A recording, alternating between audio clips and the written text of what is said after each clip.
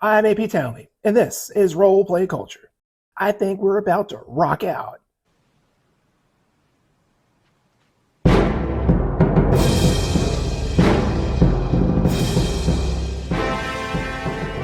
The silver-tongued, hard-rocking lute aficionado, the Bard, is probably my most favorite class in Dungeons & Dragons 5th edition, which I'm sure is no surprise to anyone.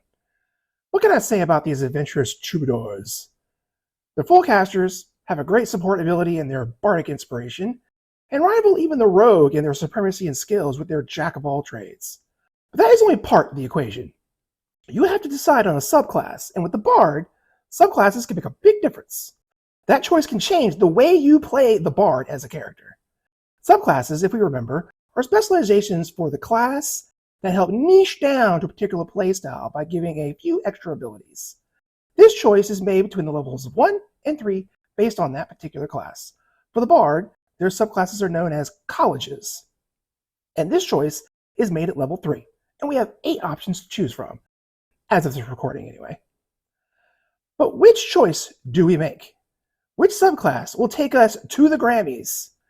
And which leaves us in the tavern playing tunes with a band of bugbear polka artists for our next mug of ale?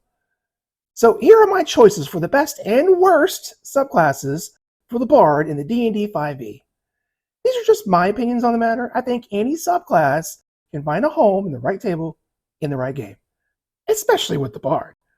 If you needed to sell sand to a camel, then what better thing to be than a Bard, specifically a College of Eloquence Bard, which is the best. Ladies, Wither, he's gonna set the world on fire. Right here from 5 to 7, you know everything there is to know about that demon. His dreams, his desires, his most intimates of intimates. And what I'm looking at, intimate is his stud muffin's middle name. So tell me, my man, you nervous in the service? This subclass takes the Bard's ability to talk their way out of trouble and turns it up to 11. Eloquence Bards first appeared in the Mythic Odysseys of Theros campaign setting, and later again in Tasha's Cauldron of Everything. I'm not going to lie, this was a really tough choice. The Lore Bard is classic, so flexible. I think the Creation Bard is very underrated and capable of some serious shenanigans. But it has to go to the Eloquence Bard for the sheer game-warping things that they can accomplish. At 3rd level, we get Silver Tongue, which I kind of thought all bards had. Maybe we should call this Golden Tongue. This allows us, when we make a Charisma, Persuasion, or Deception check, if we roll a 9 or less, we treat it as a 10. Now think about that. If we have expertise in these 2 skills, which bards would often do anyway, with a 16 Charisma at this level, we would never roll less than 17. At level 17, with a 20 Charisma, you'll never roll less than 27. You can roll a 1 and still succeed with pretty regularity. I think it's important to remember that the skills Persuasion and Deception are not mind control. It's not magic. So there are limits to what you can get away with. Rolling high to convince the king to give you his kingdom isn't going to end with him handing over the keys to the castle, but probably sparing your lives for your impertinence and maybe an offer as a court gesture or something. But still an amazing ability, and it isn't even the strongest ability we get at this level, because there's more. We also get Unsettling Words. As a bonus action, we pick a target within 60 feet of us and spend and roll an inspiration dice. Their next saving throw they make will take that number as a penalty. Do you know how few ways there are to debuff saving throws? I mean, sure, there's Bane, but that in itself requires a saving throw, which you could use this ability to force through. And you can make use of this yourself by insulting the target's mother with your bonus action, and then freezing them in place with whole person with your action. Or just let another member of the party take advantage of it. Maybe your wizard has banishment queued up and is ready to send them back to hell with their mothers. Damn! Don't talk about people's mothers, man. Don't do it. At 6th level, Unfailing Inspiration comes online. When another creature that you've given inspiration to applies that bonus to an attack roll, an ability check, or a saving throw, and remember, that's what all bards can have people use their inspiration for anyway, and the roll fails, that inspiration dice is not expended.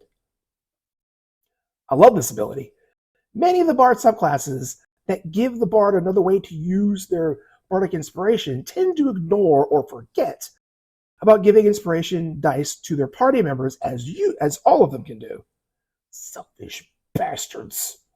This ability encourages you to do so and makes an efficient use out of those dice. This way, you can inspire a character or two who really need it and save the rest of your dice to debuff saving throws. You can have your cake and you can eat it too. Also at 6th level, we get Universal Speech, which is a bit of a ribbon feature. As an action, once per day, we can imbue a number of creatures within 60 feet, equal to our Charisma modifier, with the ability to understand us for an hour. It's a little bit niche, but hey, how else am I supposed to seduce the troglodyte chieftain if they can't understand me? At 14th level, we get another great ability with Infectious Inspiration, which is quite similar to the 6th level ability. When a creature that has one of our inspiration dice adds it to an attack roll, ability check, or a saving throw, which again is what they would usually use it for, and they succeed, you can use your reaction to move that inspiration dice to another creature as long as both of them are within 60 feet of you. This expends no additional inspiration dice, but you can only do this a number of times per day equal to your Charisma modifier. So if someone has an inspiration dice, uses it as normal, and fails, they get to keep it until they succeed with it. And when they are successful, that dice can be moved to another ally within range. It's so efficient. You can keep allies that are most vulnerable to saving throw spells, protected, or help buff the attacks of your polearm wielding fighter, while still leaving enough dice left to debuff saving throws with. Any design feature, regardless of class, that encourages your character to do what they want to do anyway is A+ in my book. This character might be more of a lover than a fighter, but God knows I don't want to be on the other side of the battlefield from them. Now, let's discuss the worst subclass for the Bard.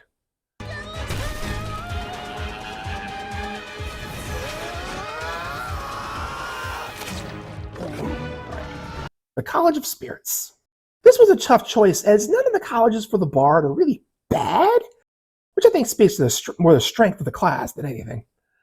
Also, subclasses for Bards only add 3 features during the game life, whereas a fighter comes into play 5 times. This makes the Bard subclass a bit less impactful theoretically, and therefore bad subclasses might not seem that negative.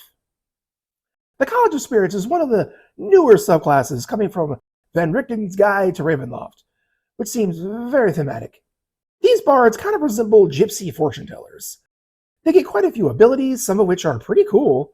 So why is it on this list? Well, let's see. At 3rd level, we get Guiding Whispers, which will give us the Guidance cantrip. Bards only start with 2 cantrips, so any additional cantrips are awesome, especially such a great support cantrip like Guidance, which lets the target add 1d4 to any ability check.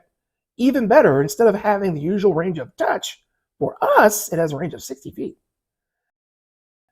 We also at this level get Spiritual Focus, which is a ribbon feature that lets us use specific magic foci like candles, crystal balls, talking boards, Ouija boards, or Tarot decks, just a tarot deck.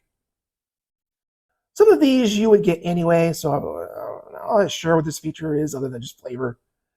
However, at 6th level, this gets upgraded when you use one of these foci to cast a spell that does damage or heals. You can add 1d6 to one of those rolls. This includes cantrips. Adding a d6 to a Vicious Mockery or a Healing Word is pretty good. But we have one more ability to cover at 3rd level, and that's the Tales from Beyond. It's their signature ability, and this is where things get complicated. The spirits tell you a story that you can turn into some ability. As a bonus action, you can spend an inspiration die and roll it. We'll consult the table below to see which story we get, and we can hold on to that story until I take a long or short rest. As an action, we can give the story to a creature within 30 feet, which can be us, and they will gain whatever benefit the story gives. Some of the standouts are the Tales of the Beloved Friends, which gives the targets plus someone within 5 feet of them temporary hit points equal to the roll of the inspiration die plus your charisma modifier. Another interesting one is the Tail of the Avenger, which allows a target for 1 minute to return force damage to anyone and everyone that hits them, with a melee attack equal to the roll of the inspiration die. This one's really good for barbarians. So not bad so far, right? What's the problem? The problem is that this ability is overly complicated, confusing, and pretty inconsistent. I mean, this stupid thing takes up like an entire page. It takes your bonus action and your action. Yes, some of the abilities can be set in motion outside of combat, but not all of them.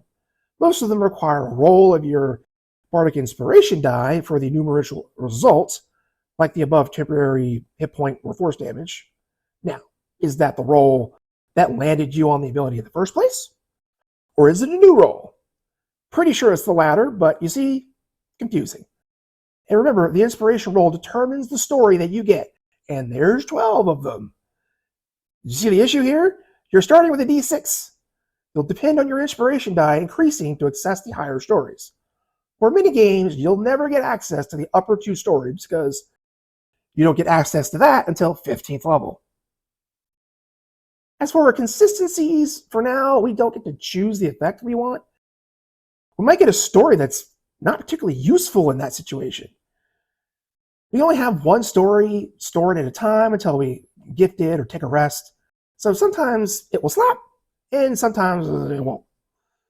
At 6th level, we can perform a spirit session. We perform an hour-long ritual, which can take place over the course of a short or long rest, with a number of our buddies equal to our proficiency bonus, and it includes us. So at this point, at least 3. We get to learn a spell from any class list, until we take a long rest, that is, but there are some restrictions. The level of the spell is equal to the number of people in the ritual, which again is 3 for now. You might just assume the spell level will always be equal to your proficiency bonus, but hold on. At 17th level, your proficiency bonus is 6. And if you only have 4 people total in your party, that means you need to find 2 more people to take full advantage of this ability. That won't always be possible. There are some other restrictions too. This spell might be from any class list, but it must come from the divination or necromancy schools of magic. Summon undead, animate dead are some good options for necromancy. Arcane Eye and divination for the divination options at higher levels, but nothing that's going to blow your socks off. And I really think getting anything more than 4th level spells out of this isn't going to be practical, unless you're kidnapping people off the streets to take part in your weird ritual.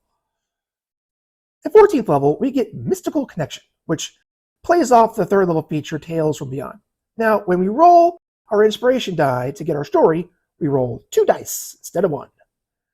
We can choose between the results which we want, and if we roll the same number on both die, we can pick any story on that list that we want, which would include the last 2 options that we technically don't have access to yet. So that feature is at least somewhat simple, although it also depends on another feature that isn't so simple. Getting some consistency from our main ability will help, but you can still roll 2 die and not get the feature that would really be necessary in the moment.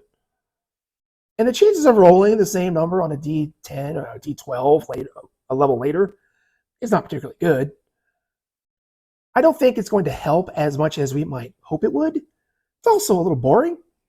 So, final thoughts on this subclass. I will say that if you're a savvy D&D player that's good at keeping all the abilities straight with good discipline and knowing the right time to deploy them, then this subclass would probably be ranked higher, would probably replace the worst with the Glamour Bard at that point. But if you are a newer or more casual player, this subclass can be a right pain. And that is coming from experience. I went through the Descent of Avernus adventure sitting beside someone playing this character, and even with me helping, and perhaps because I was helping, it was a real struggle. You might think that the stories lasting until the rest to pass out when you need to would be a good thing, but let me tell you, they're also really easy to forget about, both for the story holder and for the one giving it to. Compare that to the College of Lore Bard. Their features are just really overly complex. A Lore Bard's abilities are simple and intuitive. You get 3 extra skills, boom. Simple, clear, awesome. Their cutting words is clear how it works. Enemy does the triggered action, spend a reaction, roll the inspiration dice, subtract, done. And that's not even the strongest option, though it is pretty close. Now, to be clear, I really actually like this subclass. Its theme is great, with the sort of gypsy fortune teller thing going on, and the abilities are not inherently bad. Some can be pretty good. And the unpredictability of what the stories you can hand out can also add some strategy to the gameplay. I mean, it's pretty cool trying to pick the right moment and target for your stories to affect. It's fun. It's just done in an overly complicated, confusing way. I would expect this sort of thing from the beginning of 5e, where they were still working things out.